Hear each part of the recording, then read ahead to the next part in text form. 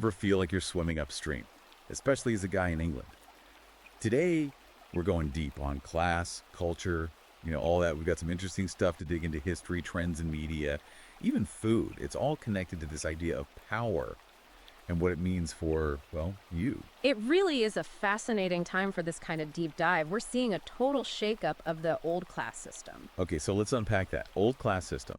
One thing that really stood out in the research, you've got this family, the Grosvenors. They own like massive chunks of London, centuries of inherited wealth. The Grosvenors are a really interesting case. So many aristocratic families faded, but they actually thrived in the modern economy. They didn't just sit on their land, they turned it into a financial powerhouse. Like they figured out how to keep power in the family generation after generation. It's funny though, isn't it? England's got this obsession with its history, the castles, all that. Yeah.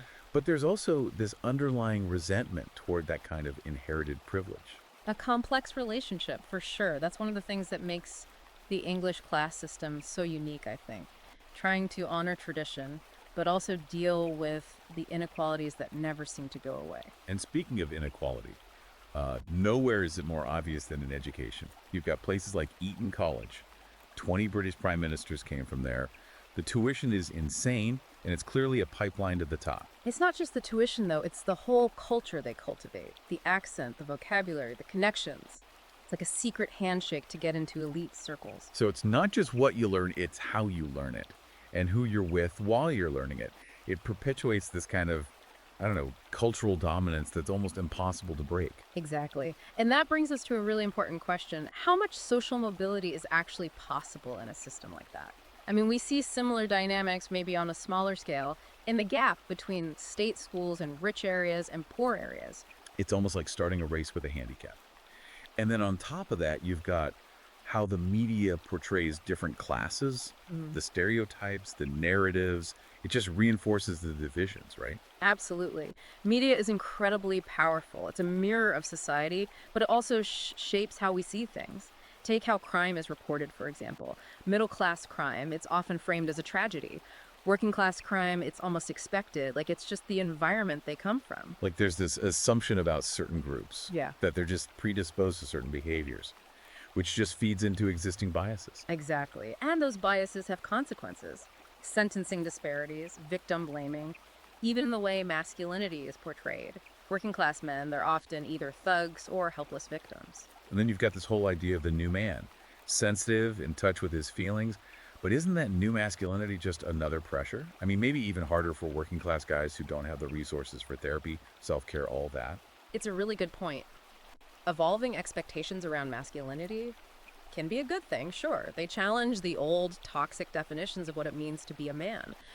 But they also create new pressures, especially for those who don't have the social or economic capital to deal with them. It's like asking guys to play by new rules on a playing field that's still totally uneven.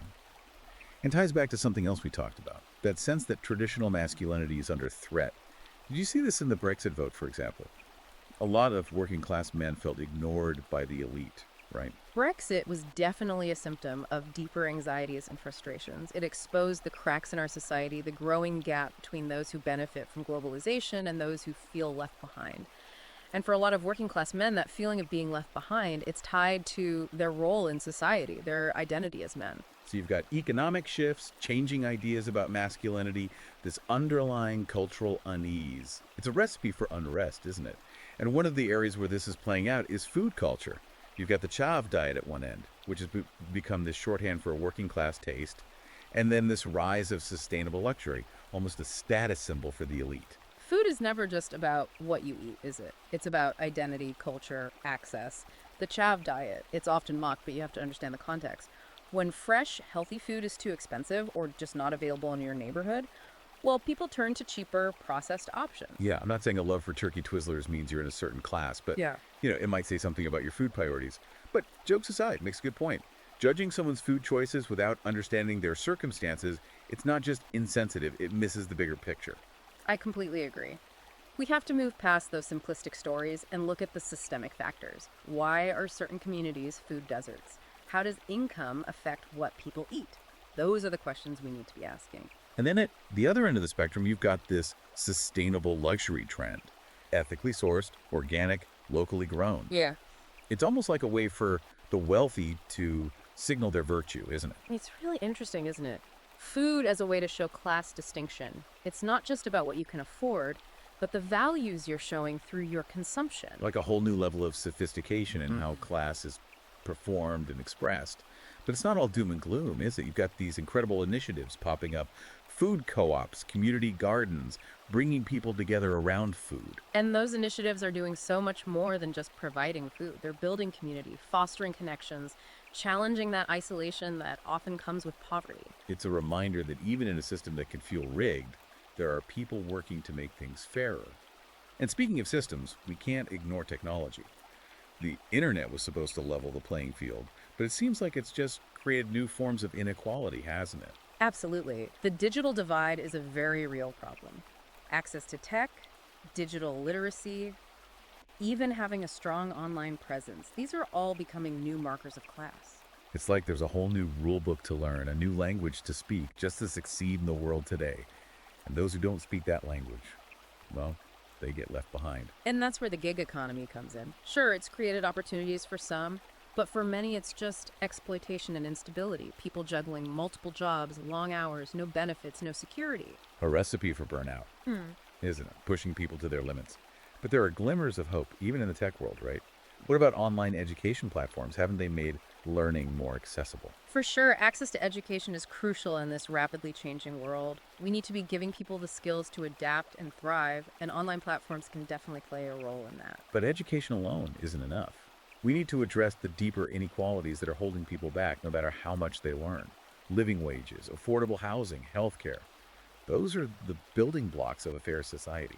You're absolutely right. We need to look at the systemic factors, the root causes of these inequalities, and find solutions that actually work. And I think it's important to remember that class isn't just about economics, is it? It's about identity. It's about how you see yourself in relation to everyone else and how you think they see you. Exactly. And that's where cultural capital comes in. The knowledge, the skills, even the tastes you acquire growing up. It can open doors or close them, often without you even realizing it. It's a subtle form of privilege, just as powerful as money. Think about language, for instance. The way you speak can instantly signal your class background. Even today, received pronunciation, that classic upper-class accent, still carries weight. It can open doors to elite institutions and professions. And on the flip side, regional accents. Well, sometimes they can be a barrier. It's like there's this hidden code, a way of speaking that shows you belong to a certain group. But what's fascinating is that we're seeing a shift in how language is used to signal class. Multicultural London English, for example. It's challenging the old hierarchies. It's a mix of influences, a melting pot of accents and slang. And it's becoming a marker of coolness and authenticity, especially among younger generations. It's a sign that the old rules are changing, that class isn't fixed. It's dynamic, constantly evolving. And it's not just language. What we buy, the way we consume. Those things play a huge role in shaping class identity, too. We live in a consumer society, and every choice, from the clothes we wear to the food we eat, it's being judged and interpreted. It's like every purchase is a statement, intentional or not, and those statements are loaded with class symbolism. Take sustainable luxury again. It's a way for the wealthy to signal their environmental awareness, but it also sets them apart from everyone else. Like saying, I can afford to care about the planet. But here's the thing, we're not just passive consumers. We have the power to make choices that reflect our values, to challenge those class distinctions. Absolutely. We have to be mindful of the messages we send through what we buy. And we have to be critical of the marketing that's constantly bombarding us. And one area where that's really relevant is travel. It's often sold as a way to expand your horizons, connect with other cultures, but it can also reinforce class divisions. Think about influencer culture and how it portrays travel as this luxurious, aspirational experience that's out of reach for most people. It's this constant stream of images, exotic destinations, private jets, luxury hotels. It creates this sense of envy, of inadequacy, like it's saying, this is the life you should be living, which of course is impossible for most. Yeah, it's a reminder that even something like travel can be twisted by class distinction. Yeah.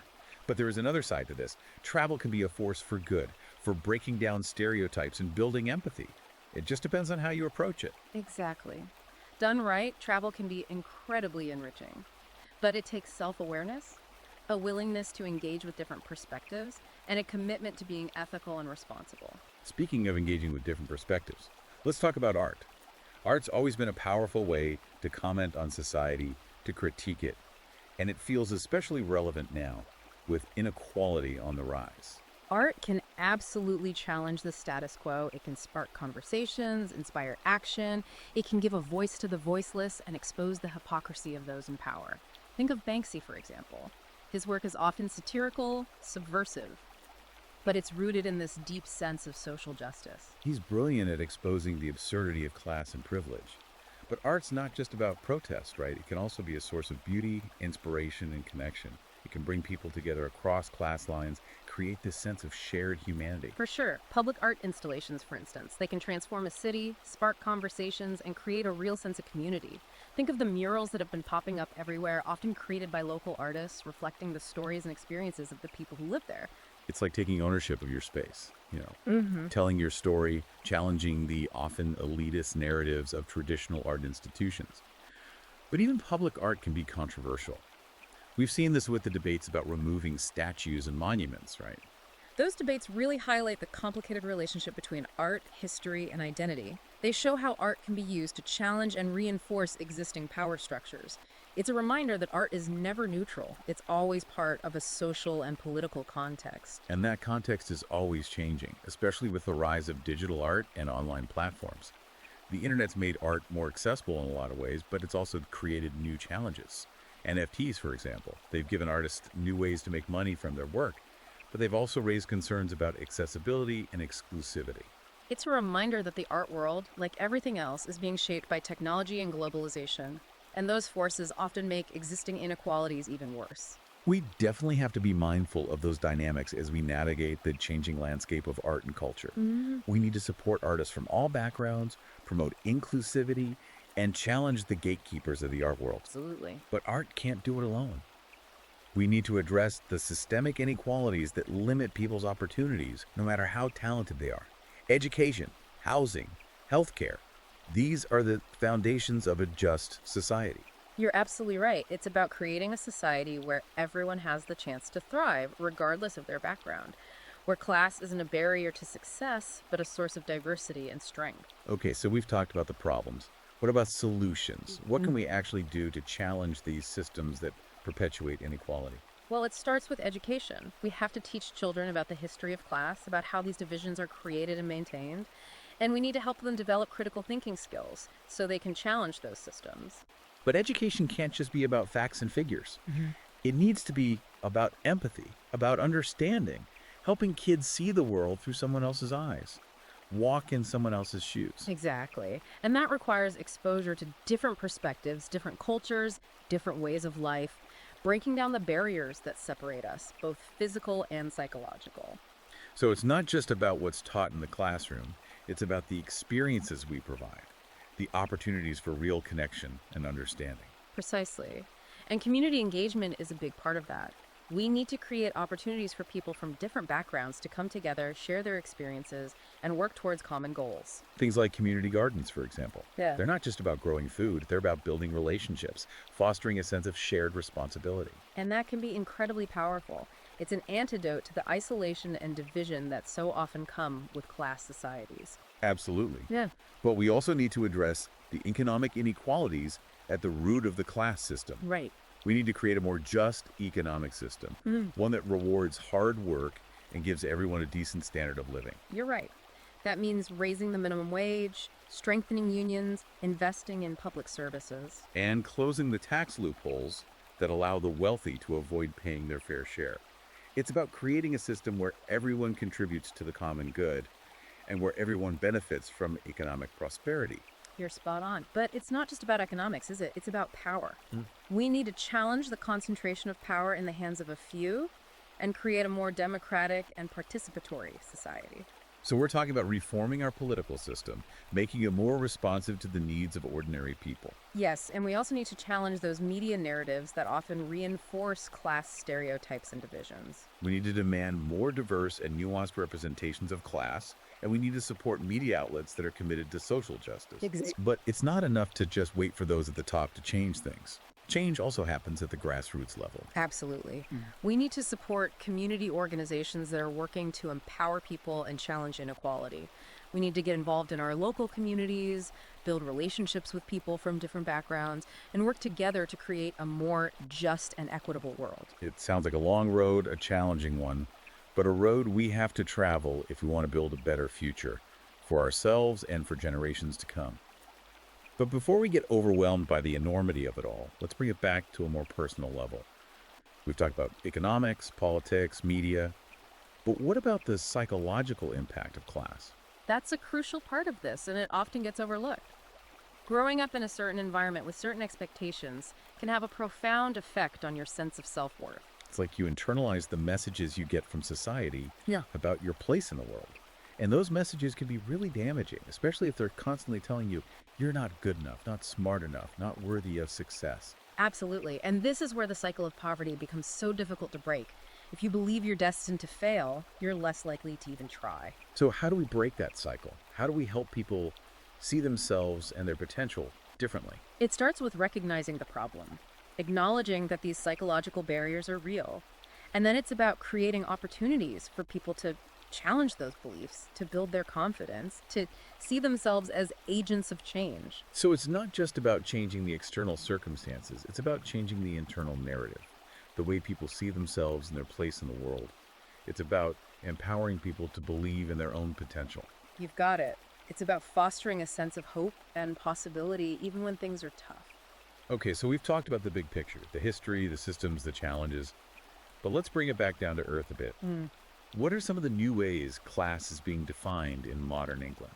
One of the most obvious is a rise of these new elites. Tech billionaires, hedge fund managers, the crypto crowd. They're accumulating wealth at an incredible rate, and their influence is changing everything. It's like there's this whole new class of the super rich, and they're playing by a different set of rules than the old money aristocracy. Exactly. They're not bound by the same traditions or social norms. They're disrupting industries, rewriting the rules of finance, even going to space. Their wealth isn't just money, it's power, it's access. And that power is translating into political influence, isn't it?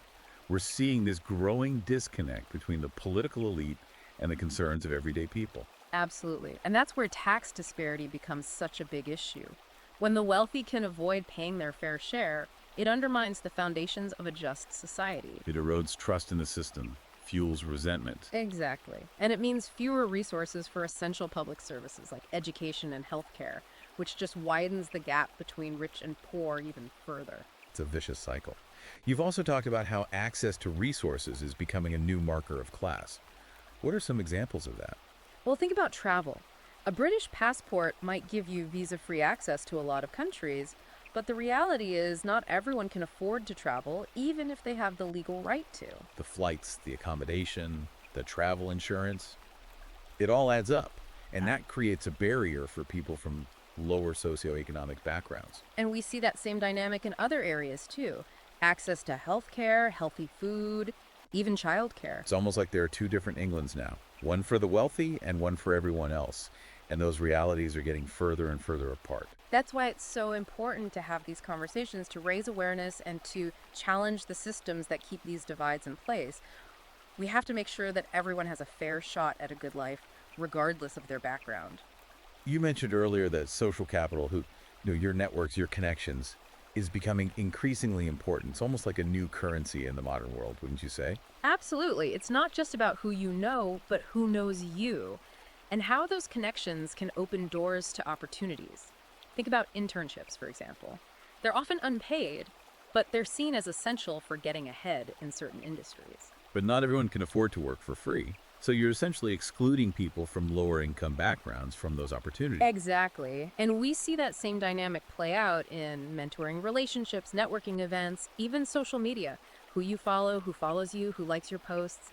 It all contributes to your social capital. It's like there's this hidden economy of social capital operating alongside the traditional economy. And it's often tilted in favor of those who already have privilege. Exactly. And that's why education is more important than ever. We need to equip people with the skills and knowledge they need to navigate this new landscape. And it's not just about technical skills, right? It's about soft skills, communication, collaboration, critical thinking. Those are the skills that will help people adapt to a rapidly changing world. And they're often overlooked in traditional education systems. We need to rethink how we educate. Prepare people not just for jobs, but for lives of meaning and purpose. Absolutely. We need a more holistic approach, one that addresses not just cognitive skills, but social and emotional skills as well. It's about helping people become well rounded individuals who can contribute to society in meaningful ways. And part of that means changing how we talk about and address poverty. The media often frames poverty as a personal failing, a lack of effort or ambition. But the reality is, poverty is a systemic issue. It's rooted in structural inequalities. Exactly. It's about access to opportunity, to resources, to a fair chance. We need to challenge those harmful narratives and recognize that poverty is not a choice. Absolutely. We need to invest in solutions that address the root causes of poverty, not just the symptoms. That means investing in education, healthcare, affordable housing, social safety nets. You're right. It also means creating a more just and equitable economic system, one that provides everyone with a living wage and the opportunity to thrive. And I think that brings us to a really important question. How is work itself changing? And how are those changes impacting class identity? The gig economy, for example, has really blurred the lines between traditional employment and self-employment. And it's not always clear whether those changes are good or bad. It's definitely a mixed bag. On the one hand, the gig economy offers flexibility and autonomy. On the other hand, it often lacks job security, benefits, and fair wages. We're also seeing a rise in automation, which is displacing workers from certain industries and creating a lot of anxiety about the future of work. It's a time of great uncertainty, and it's forcing us to rethink the very nature of work and its relationship to class. So how do we prepare people for this new world of work? What are the skills and qualities they'll need to thrive? Lifelong learning is essential. We need to equip people with the skills and knowledge they need to adapt to a rapidly changing job market. But it's not just about retraining.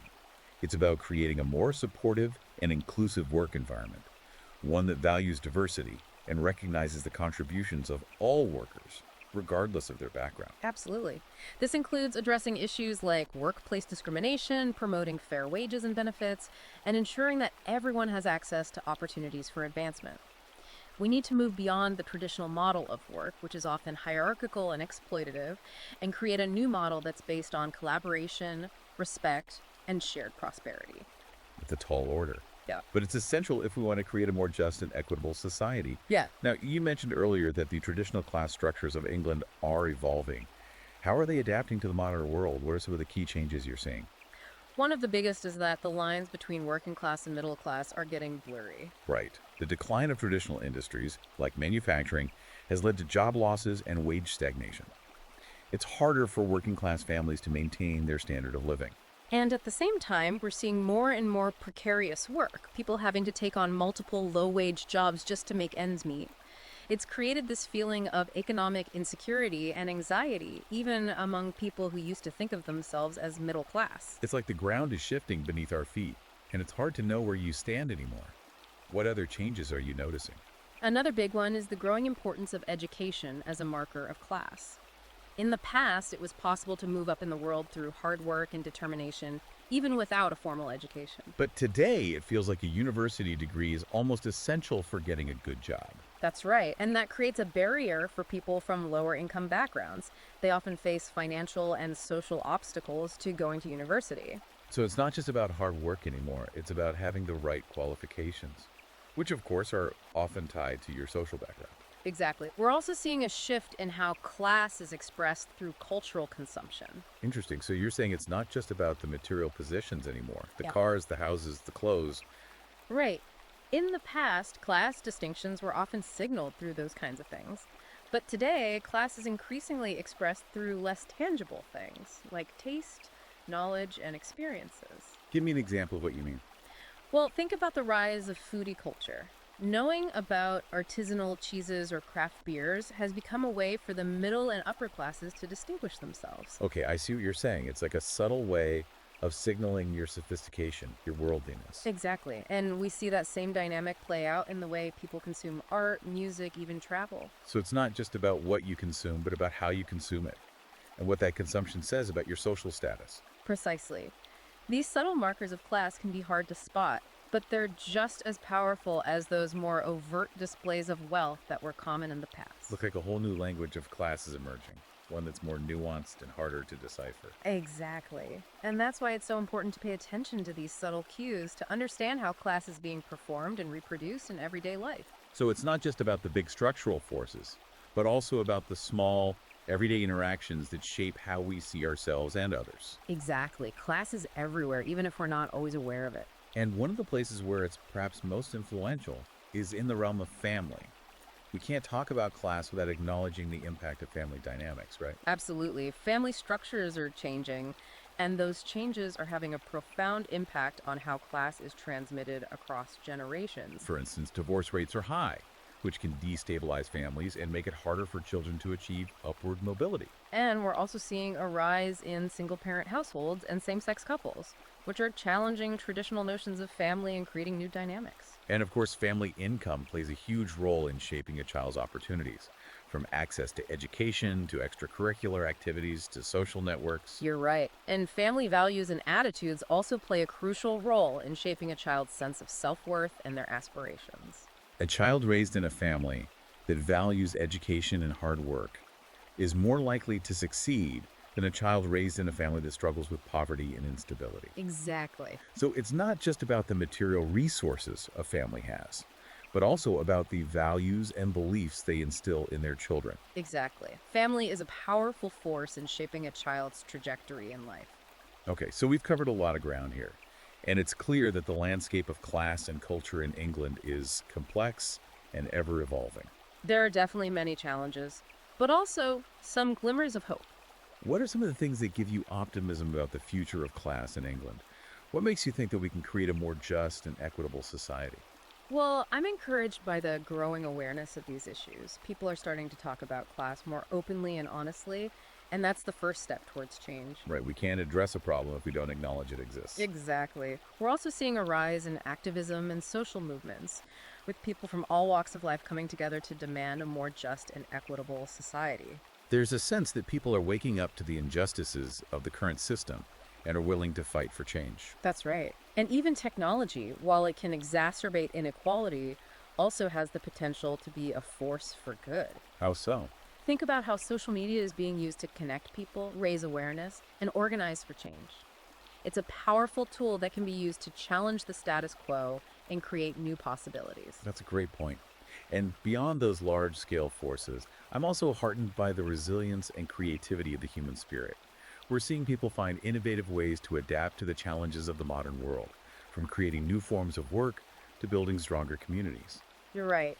There's a spirit of innovation and a willingness to experiment that gives me hope for the future. And I think it's important to remember that the future of class in England is not predetermined. It's up to us to shape it. It's a reminder that we're not passive bystanders in this story. We have agency, we have a voice, and we can choose to create a different future. Absolutely.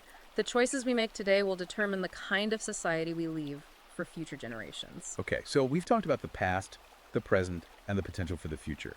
But let's get a little more specific about some of the areas where class is playing out in really fascinating ways. One area that intrigues me is the realm of leisure and recreation. Leisure activities have always been a marker of class, from the sports we play to the holidays we take. That's right. But technology is changing how we spend our free time, blurring the lines between traditional forms of leisure and creating new possibilities. For example. Well, think about the rise of online gaming. It's a form of leisure that can be enjoyed by people from all walks of life. And it's created a new community that transcends traditional class boundaries. But there's also a risk that technology could exacerbate existing inequalities in access to leisure. Right, that's a good point. For example, if you don't have a reliable internet connection or the latest gaming console, you're likely to be excluded from certain online communities and experiences. It's like a new form of digital divide, only this time it's about access to fun and recreation. Exactly. And we need to be mindful of these dynamics as we navigate the evolving landscape of leisure and recreation. Another trend I've noticed is the growing awareness of the importance of work-life balance. People are increasingly recognizing the need to prioritize their well-being and to find activities that bring them joy and fulfillment outside of work. That's a positive development. It can help break down the rigid boundaries that have traditionally separated work and leisure. And it can also create opportunities for people from different backgrounds to connect and build relationships. Think about community sports leagues, for example. They bring people together from all walks of life, fostering a sense of camaraderie and shared purpose. Absolutely. And those kinds of connections can be really valuable, especially in a society that's becoming increasingly fragmented. We need to create more spaces like that where people can come together and enjoy leisure activities in a way that transcends class divisions. But it's not just about creating new spaces. It's also about challenging the existing structures that often limit access to leisure. For instance, the high cost of many leisure activities, like gym memberships or holidays. Exactly. We need to make sure that leisure isn't just a luxury for the wealthy, but something. That's right. We need to make sure that leisure isn't just a luxury for the wealthy, but something that everyone can enjoy. And that might mean rethinking how these activities are funded and supported, maybe through public investment or community initiatives. You're right. We need to think outside the box and find solutions that work for everyone. One of the most powerful examples of how leisure can actually challenge class divisions is in the world of sports. Sports have always had this ability to bring people together no matter what their background is. It's true. Think about how football unites fans from all walks of life. You've got people from all different social classes cheering for the same team, sharing that passion and camaraderie. Yeah, it's like all those divisions just melt away.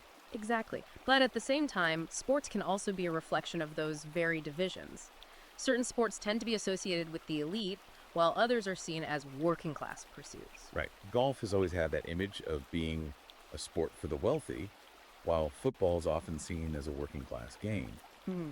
And those perceptions can really shape opportunities. Exactly. If you grow up in a working class family, you might not even consider taking up golf because it's just not part of your world. And on the flip side, someone from a wealthy background might not see the value in playing football.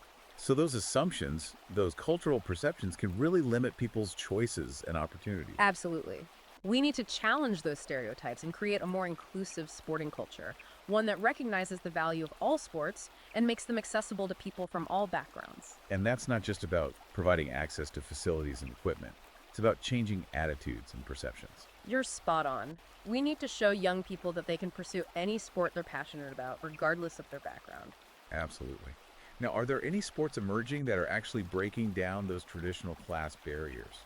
We're seeing some really interesting developments in that area. Parkour, for example, has become incredibly popular in recent years. Parkour, that's the one where people are jumping over walls and doing all those crazy acrobatic moves, right? Exactly. It emerged from the urban streets of France and has spread all over the world. So it's got this kind of edgy, rebellious vibe. Exactly. And it's attracted a really diverse group of people from all different backgrounds. It's not seen as a sport for the elite or for the working class. It's just for anyone who's passionate about movement and pushing their limits. I love that. It's like it's creating its own subculture, its own community that's not defined by traditional class boundaries. Exactly. And we're also seeing the rise of esports, which is a rapidly growing industry. Esports, so we're talking about competitive video gaming, right? Exactly. It's attracting millions of players and spectators worldwide, and it's generating huge amounts of revenue. And what's interesting about esports is that it's a digital sport. That's right. So in theory, it's accessible to anyone with an internet connection. It doesn't matter where you come from, what your background is, or how much money you have. If you've got the skills, you can compete. That's really interesting. It's like esports is creating a new level playing field where success is determined by talent and strategy, not by your social background. Exactly. And that's really exciting.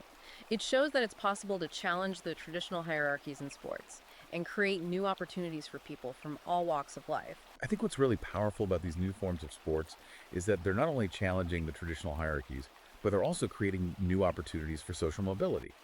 They're showing that it's possible to achieve success and recognition through talent and hard work, regardless of your background. That's a powerful message, and it's one that we need to amplify. Absolutely. We need to support these new forms of sports and create more opportunities for people from all backgrounds to participate. And we need to challenge the media narratives that often portray traditional sports as the only path to athletic success. The future of sports is diverse, inclusive, and exciting, and it has the potential to play a powerful role in shaping a more equitable and just society. Okay, so we've talked about leisure in sports, but there's another dimension to this whole conversation that I think we need to address: religion. How does religion fit into the evolving social hierarchy in England? It feels like it's a topic people shy away from these days. It's definitely a complex and often sensitive topic. Religion has traditionally played a significant role in shaping social norms and values in England, and it continues to be a powerful force in the lives of many people. But the religious landscape is changing, isn't it?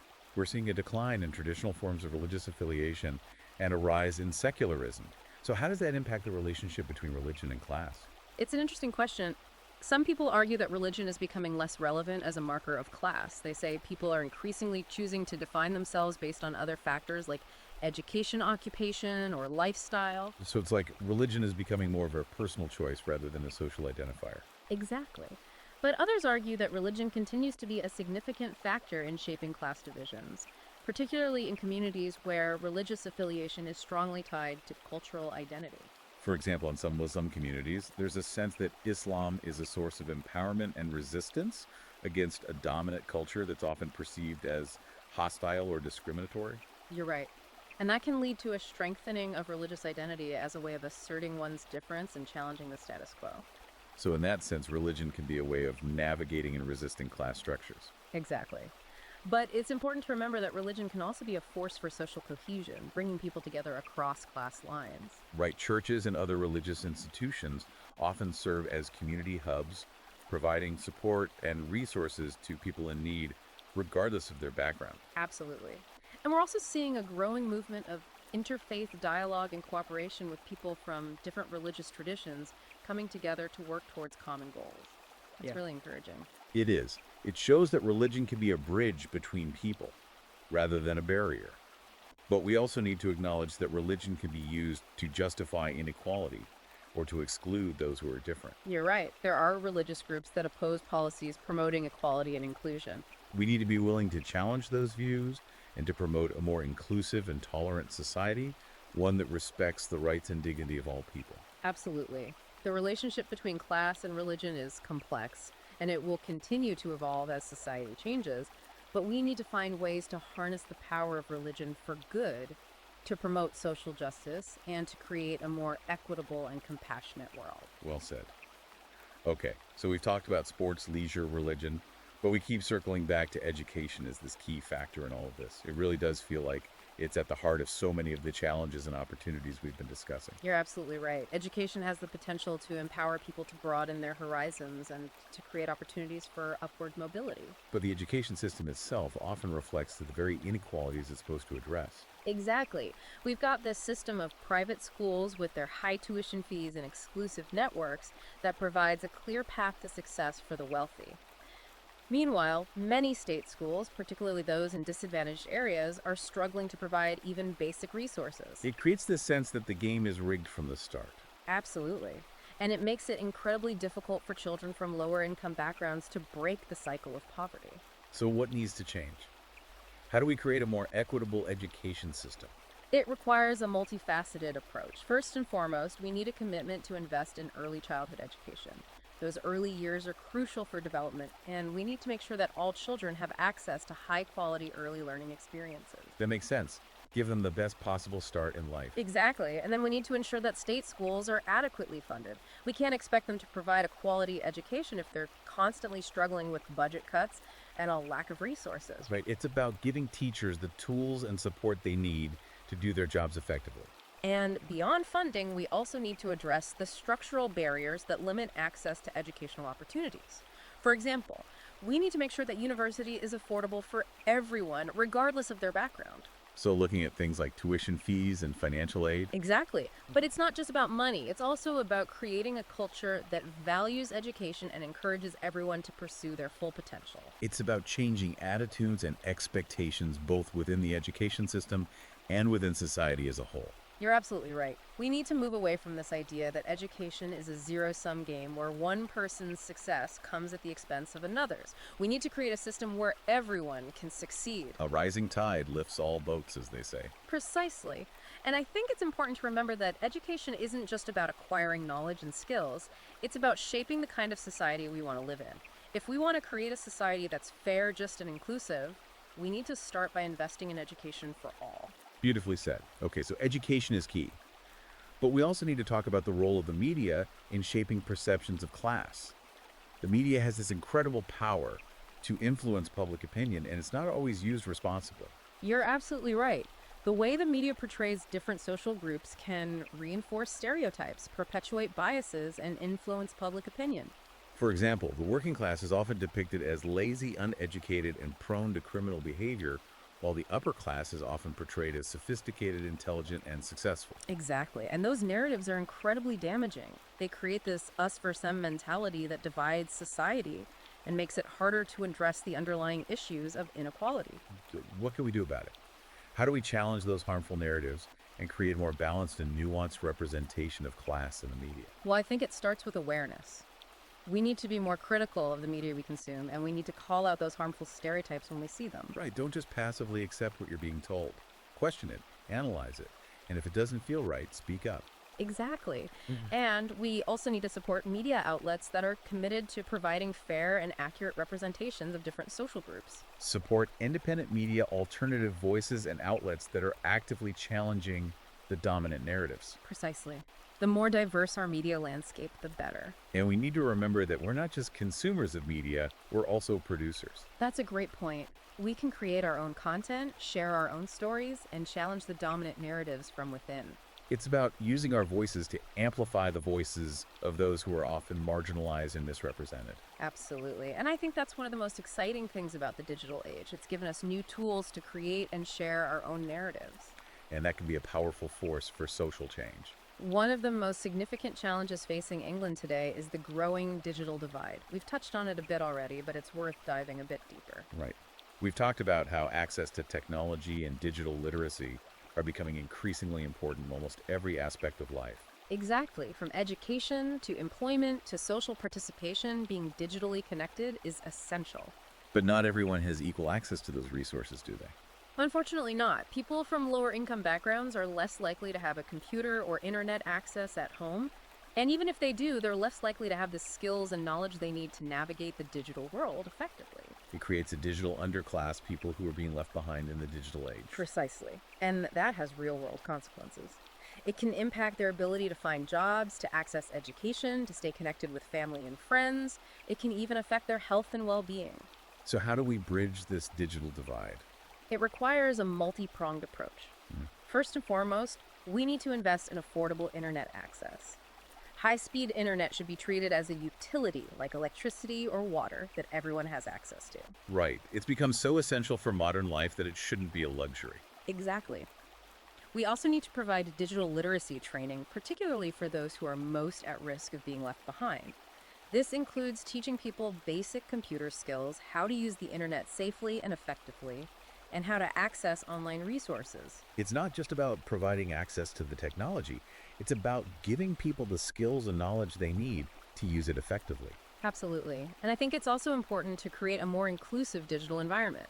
This means designing websites and apps that are accessible to people with disabilities, translating online content into different languages, and making sure that everyone feels welcome and safe online. So it's not just about the technology itself, it's about the culture and the values that shape how we use it. Precisely. We need to make sure that the digital world reflects the diversity and inclusivity of the real world. One area where the digital divide is especially apparent is in the realm of online education. We talked earlier about how online learning platforms can make education more accessible and affordable, but they can also exacerbate existing inequalities. Absolutely. If you don't have a reliable internet connection or a quiet place to study, it's going to be incredibly difficult to succeed in an online course. And we also need to be mindful of the quality of online education. Yeah. Not all online courses are created equal. That's right. There's a risk that some online courses will become a cheap alternative to traditional education, providing substandard learning experiences that don't adequately prepare students for the workforce. So how do we ensure that online education is high quality, accessible, and affordable for everyone? It's a complex challenge, but I think it starts with setting clear standards for online courses. We need to make sure that they're rigorous, relevant, and taught by qualified instructors. We also need to provide support for students, such as access to tutors, mentors, and technical assistance. And we need to make sure that online learning is affordable for everyone, regardless of their income. It's about creating a level playing field in the digital world of education. Exactly. And I think it's also important to remember that online learning is not a replacement for face-to-face interaction. Right. It's a valuable tool, but it's not a silver bullet. Exactly. We need to find ways to blend online learning with traditional forms of education to create a more holistic and engaging learning experience. Okay, so we've talked about the digital divide and online education. Now let's shift gears a bit and talk about something that affects us all, the relationship between work and leisure. It feels like technology has really blurred the lines between our professional and personal lives. It absolutely has. We're constantly bombarded with emails, notifications, and messages. It's hard to switch off and truly relax. It's like work is constantly creeping into our leisure time. Exactly. Yeah. And that can lead to burnout, stress, and a decline in both our mental and physical health. So, how do we reclaim our leisure time in this hyper connected world? Right. How do we create boundaries between work and life? It's a challenge, but it's essential. We need to set limits on our work hours to create dedicated time for leisure activities and to make a conscious effort to disconnect from work when we're not on the clock. Easier said than done, right? It definitely takes effort, but it's worth it. Our health and well being depend on it. And technology, while it's part of the problem, can also be part of the solution. That's right. We can use technology to help us manage our time more effectively, to schedule breaks, and to connect with friends and family. And there are also new forms of leisure emerging thanks to technology. Exactly.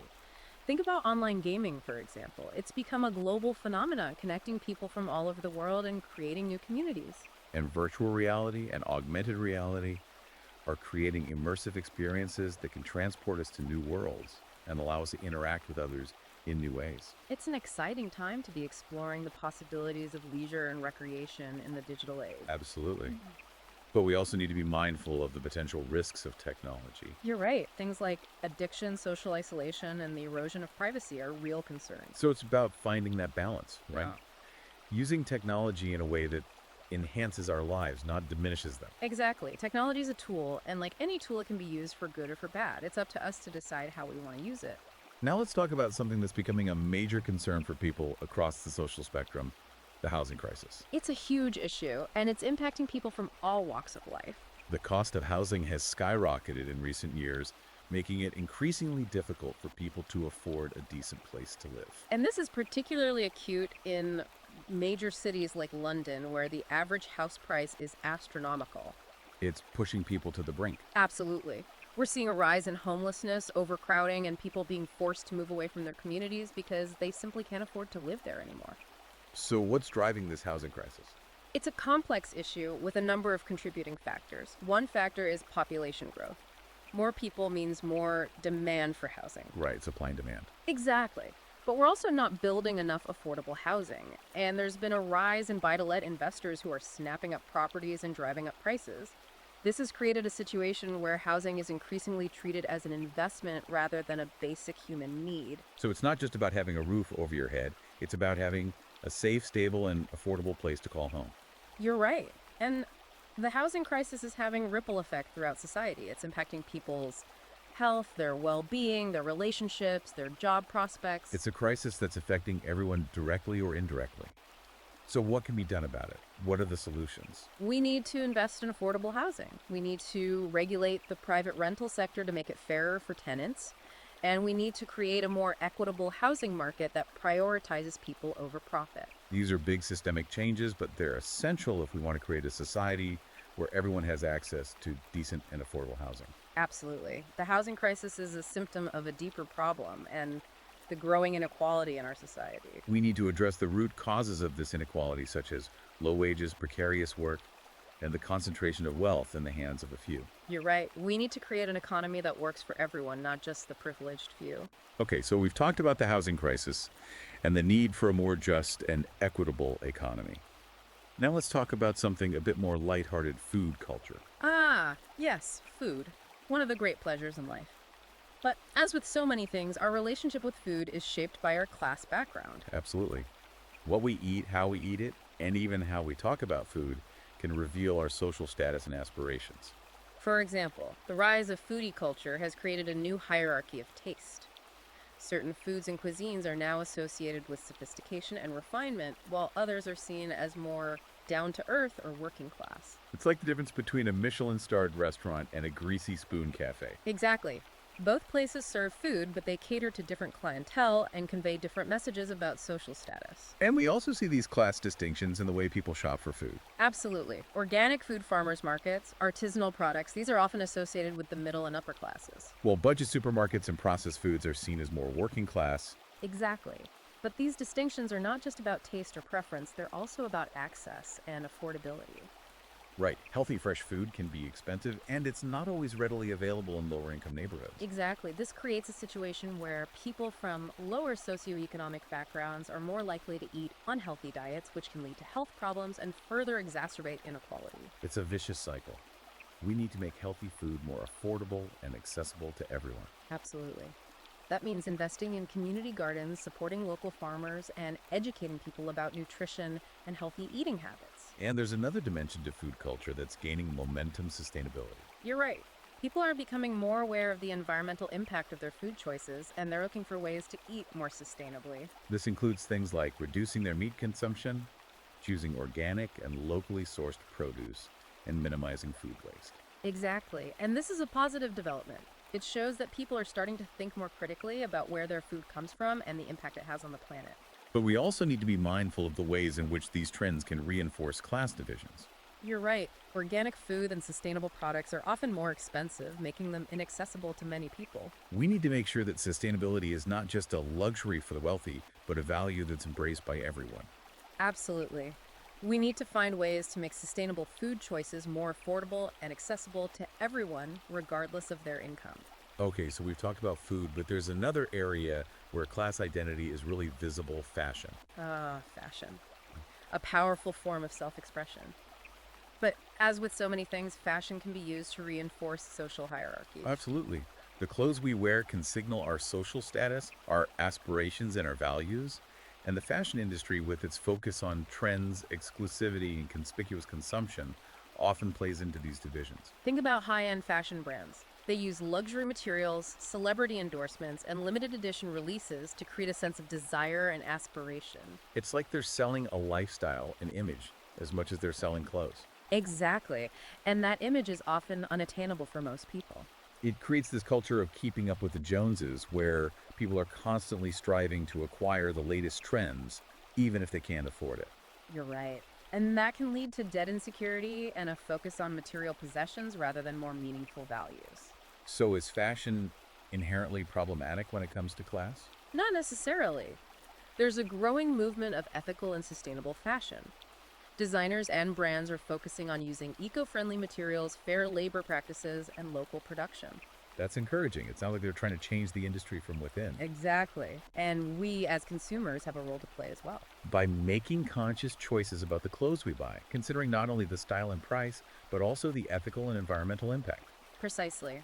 We have the power to support brands that are aligned with our values and to reject those that perpetuate harmful practices.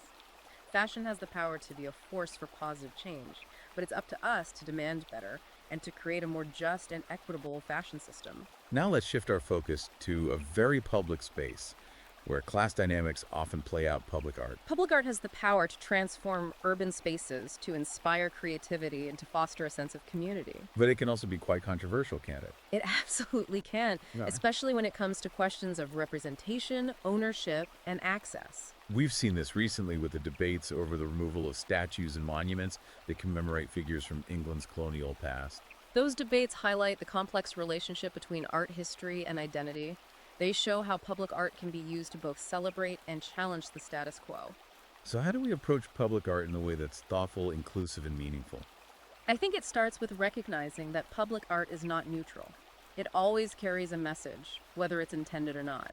We need to approach public art with a critical eye, recognizing both its potential to inspire and to provoke. And we need to ensure that public art is inclusive, representative, and accessible to everyone.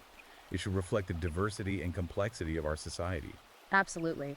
And that means supporting artists from all backgrounds, engaging communities in the creation of public art, and challenging the traditional power structures that often dictate what art is deemed worthy of public display. It's about democratizing the art world, making it more accessible and relevant to everyone. Exactly. Public art has the power to transform our cities and to enrich our lives, but only if we use it in a way that benefits everyone.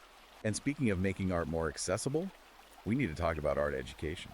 Art education has the potential to empower individuals to foster creativity and to promote critical thinking. But as with so many things, access to art education is often unequal, isn't it?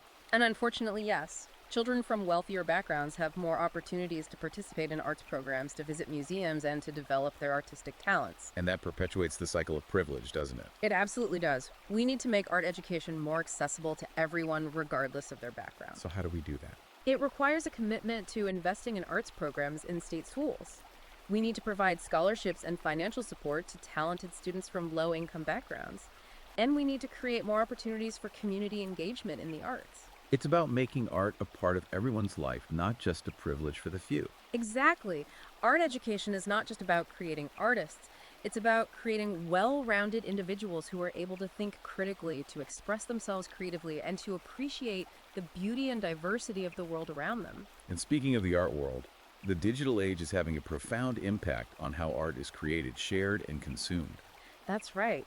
Online platforms are creating new opportunities for artists to showcase their work, to connect with audiences, and to build careers. But those platforms also present new challenges, don't they? They absolutely do. Things like algorithms that determine what art is seen by the public, the proliferation of fake art and plagiarism, and the commodification of art through platforms like NFTs. So it's a mixed bag. Exactly. We need to navigate these challenges carefully, ensuring that the digital world enhances the art world, not diminishes it. And how do we do that? By supporting artists, promoting ethical practices, and fostering a culture of appreciation and respect for art in all its forms. It's about recognizing that art is essential for our well-being, our creativity, and our sense of shared humanity. You're absolutely right. Now let's circle back to something we touched on earlier, the role of sports in society. We talked about how sports can both reflect and challenge class divisions, but I think it's worth exploring this topic a bit further. I agree. Sports have this incredible power to bring people together, to transcend social and economic barriers, and to inspire us with stories of human achievement. But at the same time, sports can also be incredibly divisive, reinforcing existing inequalities and perpetuating harmful stereotypes. That's right. We see this in the way certain sports are associated with particular social classes, the way athletes from different backgrounds are treated by the media and the public, and the way money and power often influence the outcome of sporting events. So how do we reconcile these two sides of sports? How do we celebrate its unifying potential while acknowledging and addressing its darker side? It's a complex challenge, but I think it starts with recognizing that sports are not immune to the social and political forces that shape our world. Right. Sports are a microcosm of society. They reflect our values, our beliefs, our prejudices. Exactly. And if we want to create a more just and equitable sporting culture, we need to address those underlying issues. So we need to look beyond the scores and the statistics and think about the social context in which sports are played. Precisely. We need to think about the access and opportunities available to young people from different backgrounds. We need to challenge the media narratives that often reinforce stereotypes and perpetuate divisions, and we need to hold those in power accountable for creating a fair and inclusive sporting environment. It sounds like a lot of work. It is, but it's important work. Sports have the power to be a force for good in the world, but only if we're willing to confront the ways in which they can also be used to reinforce existing inequalities. Well said. Now, I want to bring our focus back to the media and its role in shaping perceptions of class. We've already talked about the need for more diverse and nuanced representations of different social groups in the media, but I think it's worth exploring this topic a bit further. Absolutely. The media plays a crucial role in shaping how we understand the world, and it has a responsibility to portray different social groups fairly and accurately. But that doesn't always happen, does it? Often the media relies on stereotypes and cliches that reinforce existing biases and prejudices. You're right. We see this in the way working class people are often portrayed as lazy, uneducated, and prone to criminal behavior, while the upper classes are often depicted as sophisticated, intelligent, and successful. And these portrayals have real-world consequences, don't they? Absolutely. They can lead to discrimination, prejudice, and social exclusion. So how do we challenge these harmful narratives and create a more balanced and accurate representation of class in the media? I think it starts with awareness. We need to be more critical of the media we consume, and we need to call out those harmful stereotypes when we see them. Right? Don't just passively accept what you're being told. Right. Question it, analyze it, and if it doesn't feel right, speak up. Exactly. We also need to support media outlets that are committed to providing fair and accurate representations of different social groups. Support independent media, alternative voices, and outlets that are actively challenging the dominant narratives. Precisely. The more diverse our media landscape, the better. And we need to remember that we're not just consumers of media, we're also producers. That's a great point. We can create our own content, share our own stories, and challenge the dominant narratives from within. It's about using our voices to amplify the voices of those who are often marginalized and misrepresented. Absolutely. And I think that's one of the most exciting things about the digital age. It's given us new tools to create and share our own narratives. And that can be a powerful force for social change. Absolutely. Now, I want to touch on something that's been a recurring theme throughout our conversation, technology. We've talked about how technology can both exacerbate and mitigate class divisions, but I think it's worth exploring this tension a bit further. I agree. Technology is a double-edged sword. It has the potential to create incredible opportunities, but it can also reinforce existing inequalities and create new ones. For example, we've talked about the digital divide and how it's creating a new underclass of people who are excluded from the benefits of the digital economy. That's right. And we've also talked about how technology is changing the nature of work, creating both new opportunities and new challenges for workers. And we've discussed how technology is shaping our leisure time, blurring the lines between work and play, and creating both new forms of entertainment and new anxieties. So, how do we navigate this complex landscape? How do we harness the power of technology for good while mitigating its potential harms? It's a big question, but I think it starts with being aware of the potential pitfalls. Absolutely. Yeah. We need to be mindful of the ways in which technology can be used to reinforce existing inequalities. And we need to be proactive in using technology to create a more just and equitable society. That means investing in digital literacy programs, promoting affordable internet access, and supporting the development of ethical and inclusive technologies. It's about making sure that everyone has the opportunity to benefit from the digital revolution, not just the privileged few. Exactly. And it's about using technology to empower people, to connect them with opportunities, and to create a more just and equitable world. Okay, so we've covered a lot of ground in this deep dive. We've explored the history of class in England, examined how it's evolving in the modern world, and discussed some of the challenges and opportunities we face in creating a more just and equitable society. It's been a fascinating and thought-provoking journey, to say the least. I agree. And it's clear that there's no easy answers or quick fixes, but I think the most important takeaway is that class is not destiny. It's a complex and dynamic force that's constantly being shaped and reshaped by a multitude of factors. And we have the power to influence those factors, to challenge the status quo, and to create a more just and equitable world. It starts with awareness, with education, with action. Absolutely. And I think the sources you've shared provide a really valuable starting point for that journey. They offer insights, perspectives, and even concrete examples of how people are working to create change. From community initiatives to policy reforms to individual acts of kindness and compassion, there are countless ways to make a difference. What stood out to you from all this as a source of hope? For me, it's the stories of resilience and innovation. The people who are challenging the odds, creating new possibilities, and building a better future for themselves and their communities. It's a reminder that even in the face of systemic challenges, human ingenuity and compassion can shine through. It's like a light in the darkness. It reminds us that change is possible, that a better world is within reach if we're willing to work for it. And that brings us back to you. If you could distill one key takeaway from this deep dive, something to carry forward, what would it be? I think it would be this: class is a powerful force, but it doesn't have to define us. We can challenge the systems that perpetuate inequality, and we can create a more just and equitable society. But it starts with each of us. It starts with the choices we make, the conversations we have, and the actions we take. Beautifully said. And if you're interested in exploring these themes further, I highly recommend checking out the full text. It's available on Amazon Kindle and Google Play Books. You'll find even more in-depth analysis and fascinating stories that will deepen your understanding of this complex and ever-evolving subject. Thanks for joining us on this deep dive. We'll be back soon with another fascinating topic to explore.